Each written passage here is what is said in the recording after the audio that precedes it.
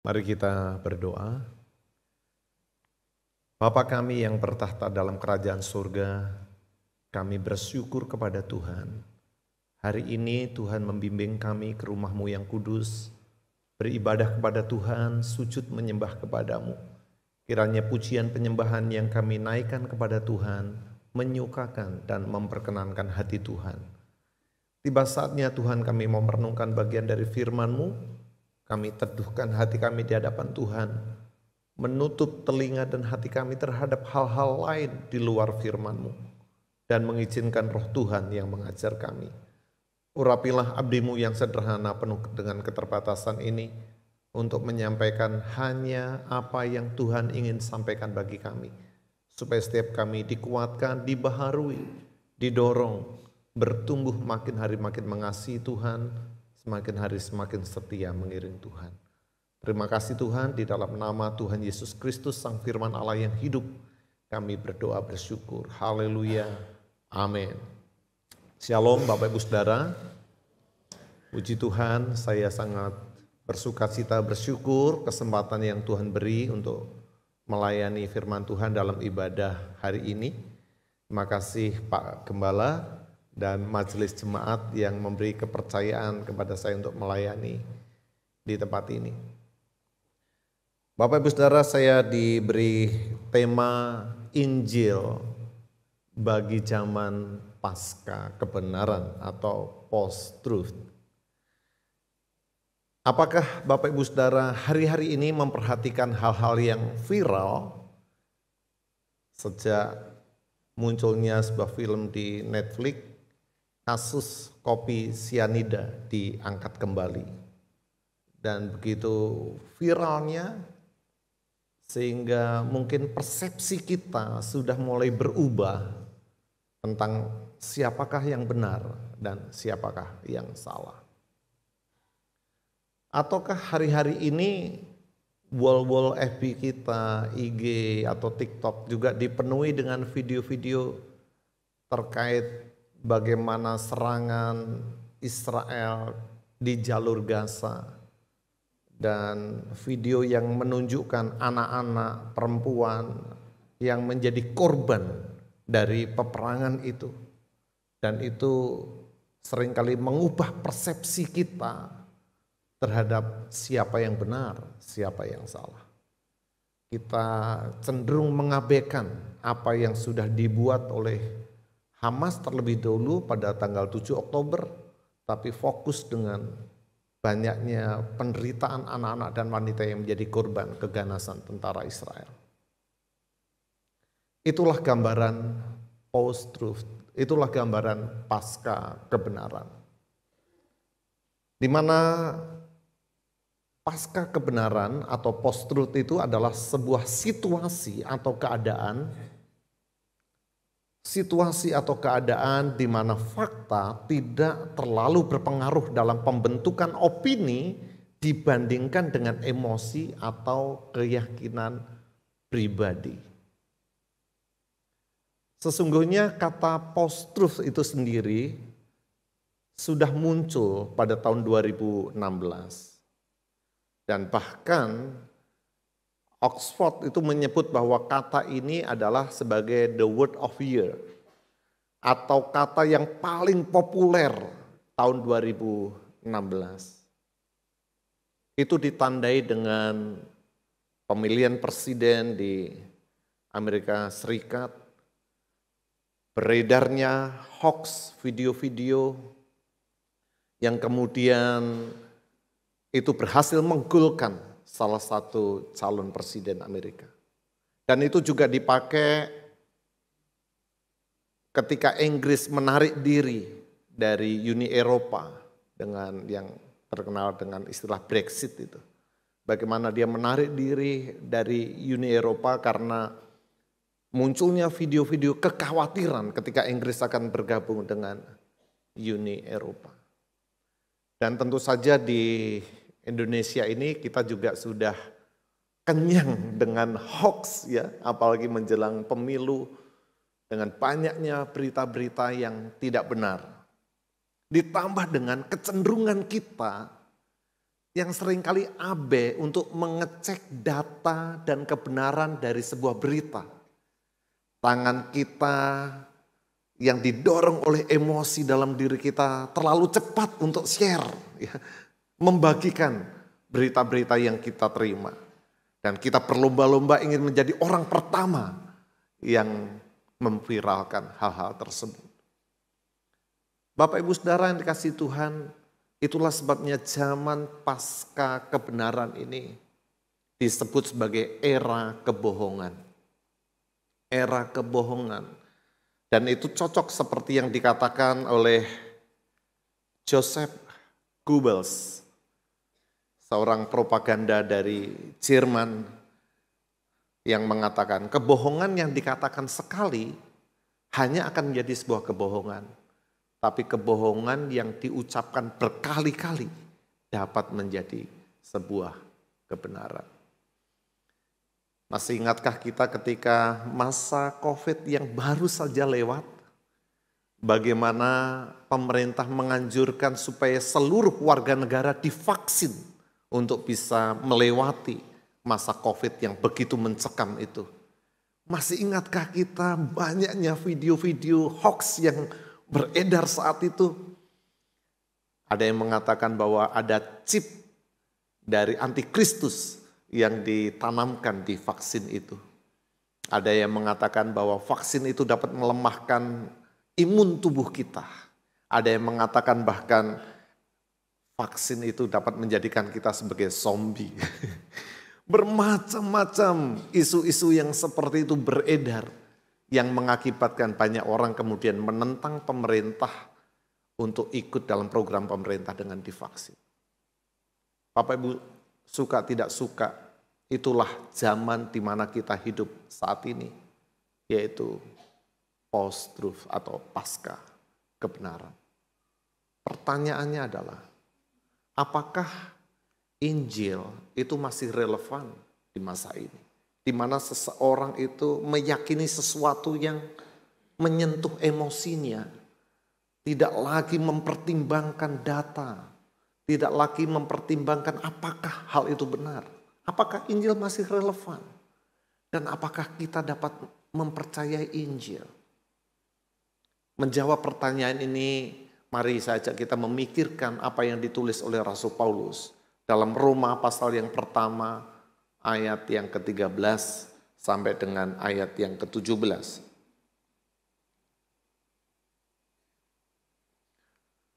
Roma pasal yang pertama ayat 13 sampai 17. Saudara-saudara, aku mau supaya kamu mengetahui bahwa aku telah sering berniat untuk datang kepadamu.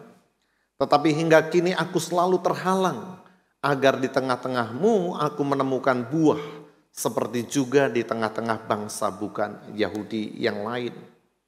Aku berhutang baik kepada orang Yunani maupun kepada orang bukan Yunani, baik kepada orang terpelajar maupun kepada orang tidak terpelajar.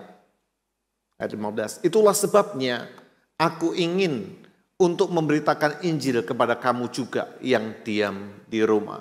Ayat 16, sebab aku mempunyai keyakinan yang kokoh dalam Injil, karena Injil adalah kekuatan Allah yang menyelamatkan setiap orang yang percaya, pertama-tama orang Yahudi tetapi juga orang Yunani. Sebab di dalamnya nyata kebenaran Allah yang bertolak dari iman dan memimpin kepada iman, seperti ada tertulis, orang benar akan hidup oleh iman. Saya percaya bahwa ayat-ayat ini memberi jawaban atas pertanyaan apakah Injil masih relevan di era postmodern, post-truth ini atau di pasca kebenaran ini. Bapak Ibu Saudara, yang menarik dari surat Roma ini adalah surat yang ditujukan kepada jemaat, satu-satunya surat yang ditujukan kepada jemaat yang tidak dirintis oleh Rasul Paulus. Semua surat kepada jemaat-jemaat itu dirintis oleh Paulus, kecuali jemaat yang ada di Roma. Kalau demikian, siapakah perintis dari jemaat Roma? Perintis jemaat Roma adalah pendatang-pendatang dari Roma yang datang pada hari Pentakosta Dan mereka dilawat oleh Tuhan, lalu mereka bagian dari 3.000 orang yang bertobat dan memberi diri dibaptis oleh Rasul Petrus saat itu. Mereka pulang kembali ke Roma, mohon maaf, dan kemudian memulai sebuah gereja di sana. Jadi Rasul Paulus sebagai seorang rasul yang dipanggil untuk memberitakan Injil Allah, Injil kebenaran Allah, merasa berkepentingan, merasa berkewajiban untuk mengunjungi jemaat yang ada di Roma dan memaparkan Injil dengan begitu jelas. Itu kerinduannya. Itu sebabnya berkali-kali dia menyatakan bahwa dia ingin mengunjungi jemaat di Roma untuk dapat memaparkan Injil itu sendiri. Itulah sebabnya surat Roma ini menjabarkan, memaparkan Injil dengan begitu gamblang. Karena Paulus tidak mengenal jemaat yang ada di Roma. Dibanding dengan Korintus, isinya lebih banyak mengoreksi tentang perilaku mereka. Dibandingkan dengan jemaat Galatia, karena jemaat Galatia berpaling kepada Injil yang lain. Tapi Paulus tidak kenal dengan jemaat Roma, itu sebabnya dia dengan leluasa menjabarkan Injil dengan tuntas kepada jemaat di Roma. Sampai-sampai Martin Luther menyebut bahwa surat Roma itu sebagai Injil yang kelima. Karena begitu jelasnya paparan tentang Injil dalam surat Roma. Dan bahkan di awal dari surat Roma itu sendiri, Rasul Paulus sudah menjelaskan definisi apa itu Injil. Ada dalam Roma 1 ayat 1 sampai dengan ayat yang keempat. Dari Paulus hamba Kristus Yesus yang dipanggil menjadi rasul dan dikuduskan untuk memberitakan Injil Allah. Injil itu telah dijanjikannya sebelumnya dengan perantara nabi-nabinya dalam kitab-kitab suci. Tentang anaknya yang menurut daging diperanakkan dari keturunan Daud. Dan menurut roh kekudusan dinyatakan oleh kebangkitannya dari antara orang mati. Bahwa ia adalah anak Allah yang berkuasa. Yesus Kristus Tuhan kita. Itu definisi Injil. Bahwa Yesus yang adalah Allah yang sejati telah mengambil rupa seorang manusia dan telah taat sampai mati, bahkan sampai mati di atas kayu salib dan kemudian dibangkitkan dari antara orang mati. Bapak Ibu Saudara yang dikasihi Tuhan, kembali ke pertanyaannya, apakah kita masih dapat mempercayai Injil di era pasca kebenaran ini? Sesungguhnya dari Roma 1 ayat 13 sampai 17 inilah kita mendapat jawaban bahwa kita masih dapat mempercayai Injil itu di era ini. Dan bahkan kita dapat membagikan Injil itu karena Injil itu adalah jawaban dari orang-orang di pasca kebenaran ini. Yang pertama dari ayat-ayat kita ini, bahwa Injil adalah kebenaran Allah yang dibutuhkan oleh setiap orang. Injil adalah kebenaran Allah yang dibutuhkan. Itu ada dalam ayat yang ke-13 sampai dengan ayat yang ke-15. Ketika Rasul Paulus berkata, saudara-saudara, aku mau supaya kamu mengetahui bahwa aku telah sering berniat untuk datang kepadamu, tetapi hingga kini selalu aku terhalang agar di tengah-tengahmu aku menemukan buah seperti juga di tengah-tengah bangsa bukan Yahudi yang lain. Ayat ini menunjukkan bahwa Rasul Paulus adalah seorang rasul yang dipanggil untuk orang-orang yang bukan Yahudi. Rasul untuk bangsa Yahudi itu adalah Petrus. Itulah sebabnya kalau Bapak Ibu Saudara membaca kisah para rasul, dapat dibagi menjadi dua, pelayanan Petrus kepada bangsa Yahudi, selanjutnya pelayanan Paulus bagi bangsa-bangsa non-Yahudi dan bahkan membawa Injil sampai ke Roma dalam pasal yang ke-28. Nah, Bapak Ibu Saudara, di situ dikatakan agar di tengah-tengahmu aku menemukan buah. Kata buah itu menarik. Kata buah dari kata karpos dalam bahasa Yunani itu bisa berarti dalam surat-surat Paulus karakter yang indah. Seperti dalam Galatia pasal yang kelima ayat yang ke-22-23 tentang buah-buah roh. Atau buah itu juga bisa menunjuk kepada karya yang baik, pekerjaan yang baik. Yang melalui sebuah karya dan pekerjaan yang baik, nama Tuhan dipermuliakan. Kolose 1 ayat yang ke-10. Atau mungkin buah itu juga bisa menunjuk kepada pemberian harta, uang yang dipersembahkan bagi pekerjaan Tuhan. Dalam Filipi pasal 4 ayat yang ke-18. Tapi buah yang dimaksud dalam ayat 13 bukan tentang itu semua. Ayat 13 ini mengacu kepada jiwa-jiwa yang dipersembahkan di kaki Tuhan. Dan itu cocok dengan apa yang Tuhan Yesus katakan dalam Yohanes pasal 15 ayat 16. Yohanes pasal yang ke-15 ayat 16. Bukan kamu yang memilih aku, tetapi akulah yang memilih kamu. Dan aku telah menetapkan kamu supaya kamu pergi dan menghasilkan buah. Dan buahmu itu tetap. Supaya apa yang kamu minta kepada Bapa dalam namaku diberikannya kepadamu. Rasul Paulus ingin mengunjungi Roma untuk dia menemukan buah. Yaitu jiwa-jiwa yang dipersembahkan di kaki Tuhan dari antara bangsa-bangsa bukan Yahudi. Mengapa demikian? Karena bagi Paulus dia yakin bahwa hanya Injil yang dibutuhkan oleh setiap orang.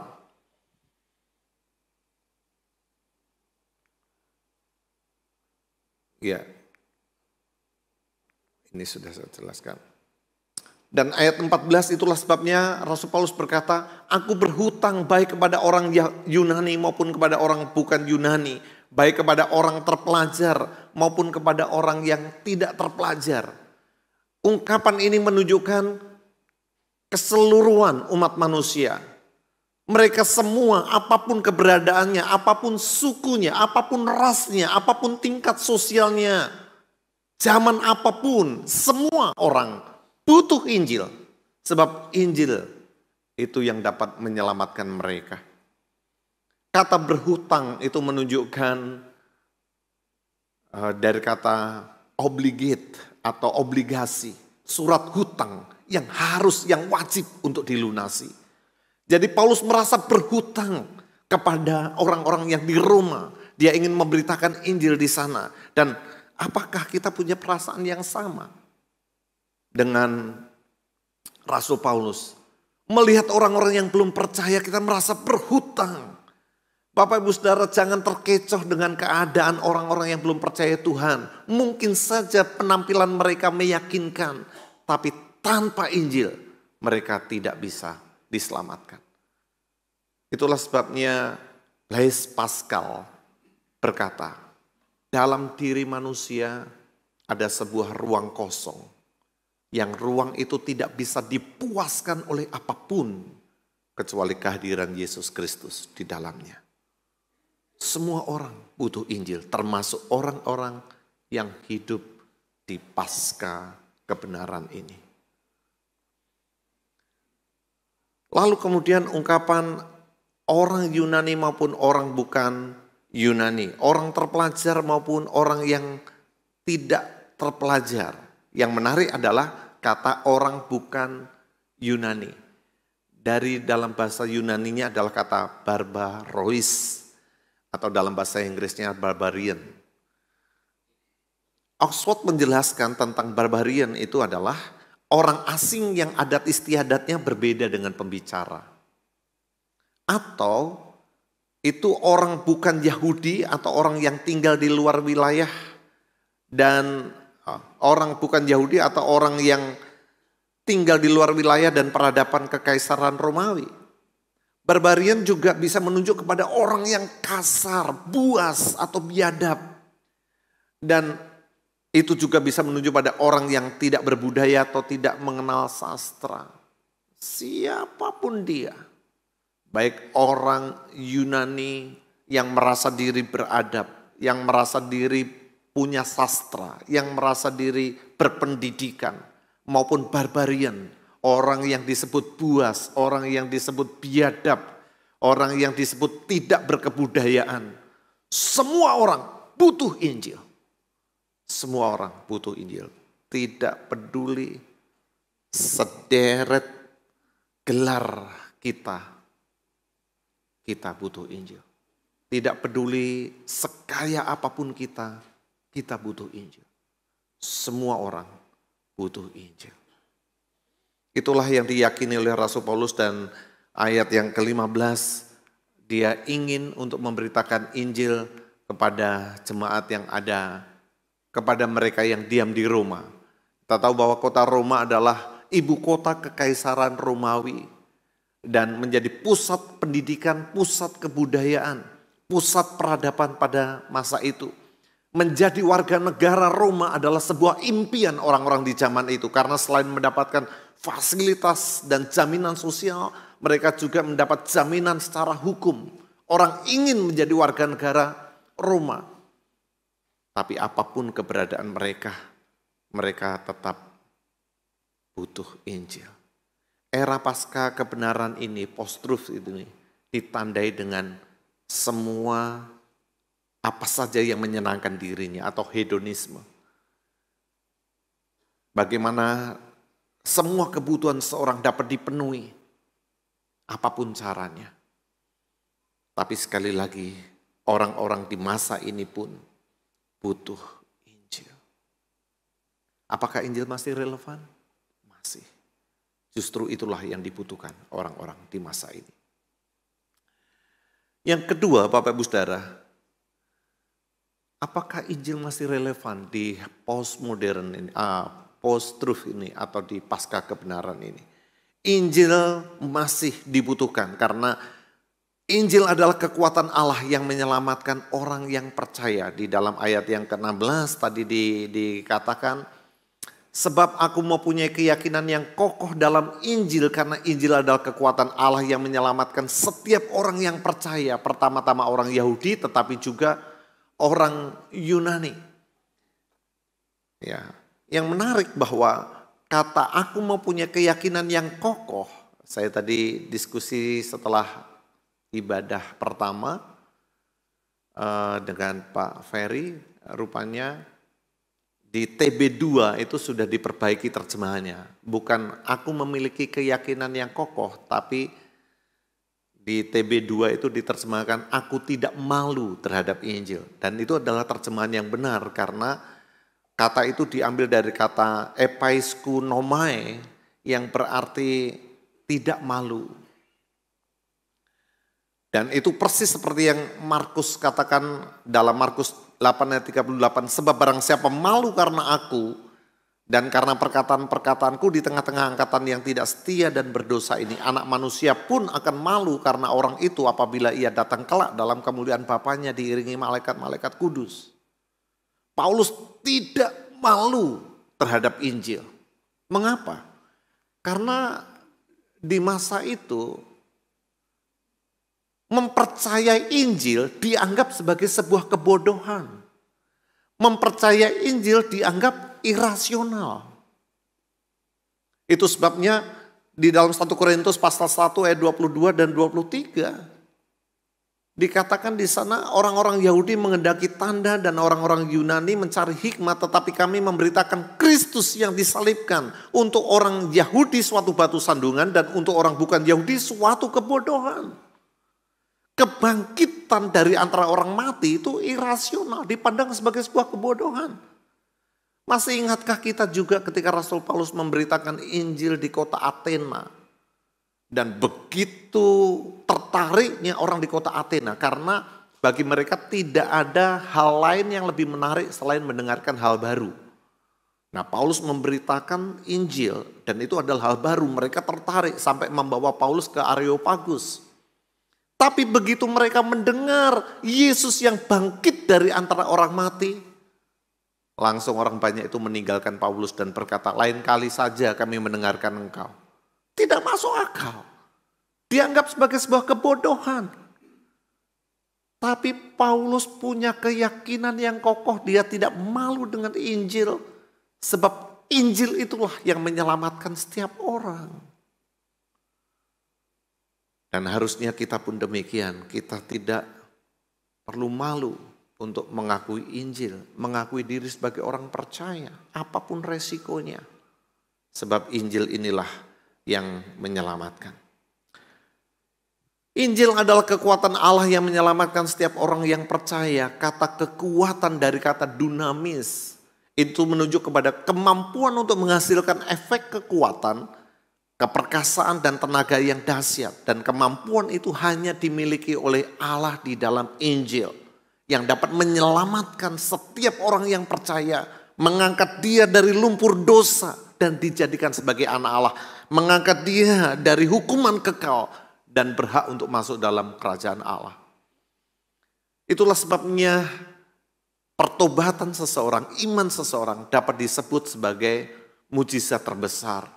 Karena ada dunamis, ada kekuatan Allah di situ. Kekuatan Allah atau mujizat terbesar bukan saat orang yang sakit disembuhkan.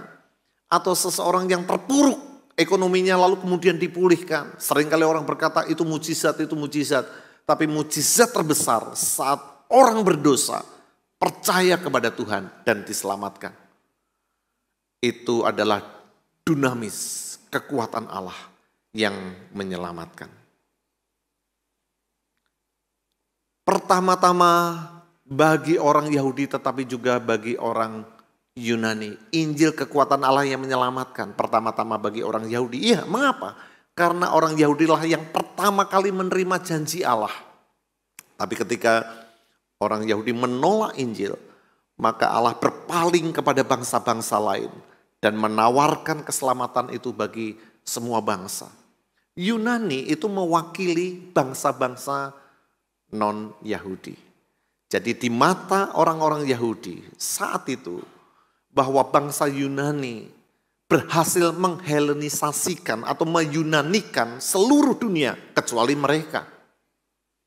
Kecuali mereka, itulah sebabnya bangsa Israel ini luar biasa padahal sudah hilang dari sejak tahun 70 Masehi ketika Yerusalem dihancurkan oleh Jenderal Titus. Tetapi pada tahun 1948 muncul kembali. Tidak pernah ada dalam sejarah umat manusia sebuah bangsa yang sudah hilang selama ratusan atau ribuan tahun bahkan. Tapi yang bangkit kembali. Mengapa? Karena mereka tetap menjaga eksklusivitasnya. Mereka tetap menjaga keyahudiannya dimanapun mereka berada. Jadi menurut mereka saat itu bahwa seluruh dunia berhasil dihelenisasikan, diyunanikan oleh bangsa Yunani. Bahasa, budaya, tapi kecuali mereka. Kata orang Yahudi dan orang Yunani itu menunjuk kepada seluruh dunia. Mencakup kepada seluruh dunia. Seorang bisa punya harta melimpah. Ya, seorang bisa punya harta melimpah. Punya gelar, tubuh sehat, punya segala yang dibutuhkan, tapi tanpa Injil, binasa, kekal di neraka. Itulah sebabnya zaman sekarang pun di era pasca kebenaran ini, orang-orang tetap butuh Injil. Kita harus menyuarakan Injil, kita harus memberitakan Injil. Injil adalah kekuatan Allah yang menyelamatkan setiap orang. Jangan terkecoh dengan casingnya, jangan terkecoh dengan penampilannya, tapi miliki belas kasihan Tuhan, miliki rasa berhutang sama seperti Paulus melihat generasi muda yang terhilang, yang acuh tak acuh, yang meninggalkan gereja, yang mempercayai kebenaran pada opini-opini pribadinya. Kita harus melihat mereka dengan belas kasihan dan berniat untuk menjangkau mereka. Yang terakhir, masih relevankah Injil di masa atau di era pasca kebenaran ini? Jawabannya masih. Mengapa? Karena Injil adalah kebenaran Allah yang dapat menuntun hidup orang yang percaya. Bapak Ibu Saudara, ini menarik karena ayat yang ke-17 tadi dikatakan, sebab di dalamnya nyata kebenaran Allah yang bertolak dari iman dan memimpin kepada iman seperti ada tertulis orang benar akan hidup oleh iman. Kata orang benar hidup oleh iman itu sebetulnya dikutip dari surat Habakuk pasal yang kedua ayat yang keempat. Sesungguhnya orang yang membusungkan dada tidak lurus hatinya, tetapi orang yang benar akan hidup oleh imannya. Tapi iman seperti apa? Karena kalau kita bertanya kepada orang-orang di sekitar kita, mereka semua mengaku orang beriman. Tapi apakah iman mereka menyelamatkan? Tidak juga. Lalu iman apa yang dimaksud di sini? Iman yang benar adalah iman yang ditujukan kepada penyataan Allah melalui Injil. Yaitu bahwa Yesus telah menjadi manusia, mati di salib dan dibangkitkan pada hari yang ketiga. Itu adalah iman yang benar, itu adalah iman yang menyelamatkan. Bukan iman yang ditujukan kepada objek yang tidak jelas.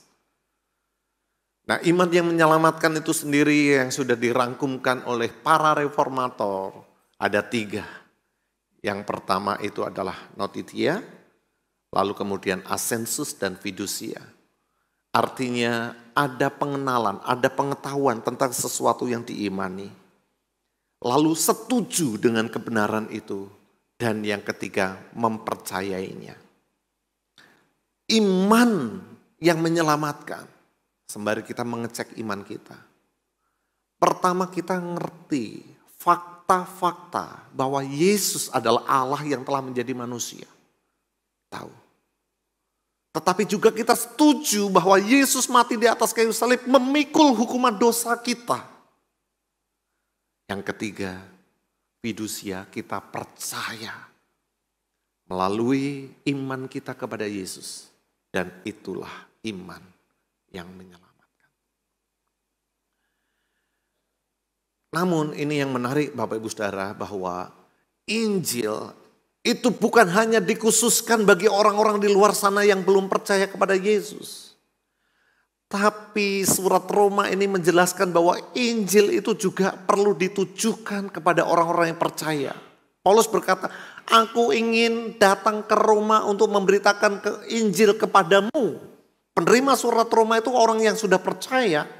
Tapi perlu mereka mendengar Injil dengan tuntas. Mengapa? Karena Injil bagi orang percaya itu dapat membuat mereka terus-menerus hidup dalam kekudusan. Mempersembahkan tubuhnya sebagai persembahan yang hidup, yang kudus dan yang berkenan pada Allah. Roma pasal yang ke-12 ayat 1 dan 2, Paulus berkata, karena itu demi kemurahan Allah. Apa itu kemurahan Allah? Injil itu. Aku menasihatkan kamu supaya kamu mempersembahkan tubuhmu sebagai persembahan yang hidup, yang kudus dan yang berkenan pada Allah. Mengapa Injil perlu terus dikumandangkan di gereja-gereja? Mengapa kita terus diingatkan akan kemurahan Allah, kasih karunia Allah yang menyelamatkan kita? Karena itu menolong kita untuk kita hidup kudus di hadapan Tuhan. Yang kedua, mengapa kita perlu terus diingatkan akan Injil? Oleh karena kita dapat hidup dalam pengampunan dengan sesama. Itulah yang dikatakan dalam Efesus 4 ayat 32. Hendaklah kamu saling mengampuni sama seperti Yesus telah mengampuni kamu. Yesus telah mati di atas kayu salib, memikul hukuman dosa kita, mengampuni dosa-dosa kita. Maka kita pun diberi kekuatan untuk bisa melepaskan pengampunan kepada orang yang bersalah pada kita. Berkaca dari apa yang Yesus lakukan di atas kayu salib. Mendorong kita untuk bisa mengampuni orang lain. Dan Injil perlu dikumandangkan di gereja karena itu bisa membuat kita bergiat untuk melayani Tuhan. 1 Korintus pasal 15 ayat 10. Bagi Paulus, dia melayani lebih keras daripada rasul-rasul sebelumnya. Tapi dia berkata, bukan aku, melainkan kasih karunia yang ada di dalam aku. Jadi ketika seseorang menghayati Injil, menghayati makna pengorbanan Kristus di atas kayu salib, hatinya akan tergerak, akan terdorong melayani lebih giat lagi. Tapi surat Roma ini, Injil perlu dikumandangkan kepada orang yang percaya supaya mereka terhindar dari murka Allah. Di dalam ayat yang ke-18 dikatakan demikian. Sebab murka Allah dinyatakan dari surga terhadap semua kefasikan dan kejahatan manusia yang menekan kebenaran dengan kejahatan mereka. Kata ini, murka Allah dinyatakan tensesnya atau waktunya itu adalah kini, present tense. Jadi waktunya kini. Jadi diterjemahkan, sebab murka Allah sedang dinyatakan dari surga. Murka Allah sedang, ini bukan berbicara tentang hukuman kekal di neraka, tapi murka Allah yang sedang dinyatakan kepada orang-orang di masa kini yang menolak Injil. Nah, ini perlu diberitakan. Apa saja?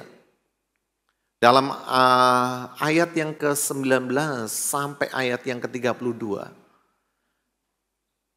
Rasul Paulus menjabarkan orang-orang yang menolak Injil mengganti kemuliaan Allah dengan binatang-binatang, menyembah binatang-binatang. Dan Allah akan memberikan disiplin kepada mereka. Kata kerja Allah menyerahkan itu adalah strong voice atau kata kerja yang kuat ya. Allah menyerahkan mereka kepada keinginan hati mereka yang hati mereka akan kecemaran dalam ayat yang ke-24. Allah menyerahkan mereka pada hawa nafsu mereka yang memalukan. Istri-istri menggantikan persetubuhan yang wajar dengan yang tidak wajar. Mereka melakukan kemesupan laki-laki dengan laki-laki. Ayat yang ke-26 dan 27. Degradasi moral. Kebobrokan moral. Tanpa Injil manusia akan mengalami degradasi moral. Akan semakin buruk keadaannya. Allah menyerahkan mereka kepada pikiran-pikiran mereka yang terkutuk. Dikatakan dalam ayat yang 28 ayat 32. Lalu kemudian ya. Zaman ini ayat-ayat ini menunjukkan kebenarannya. Seiring dengan banyaknya orang yang menolak Injil, mereka lebih meyakini apa yang dipandangnya benar. Opini-opini pribadi yang menyentuh emosi mereka, yang menyenangkan mereka, menolak Injil. Itulah sebabnya LGBT begitu marak.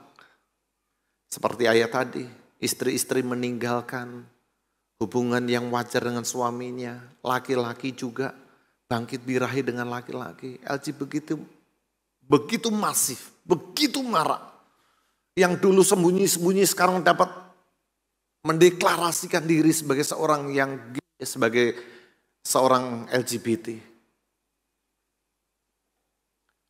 Kejahatan begitu merajalela. Hanya Injil yang dapat menyelamatkan generasi ini dari kehancuran moral.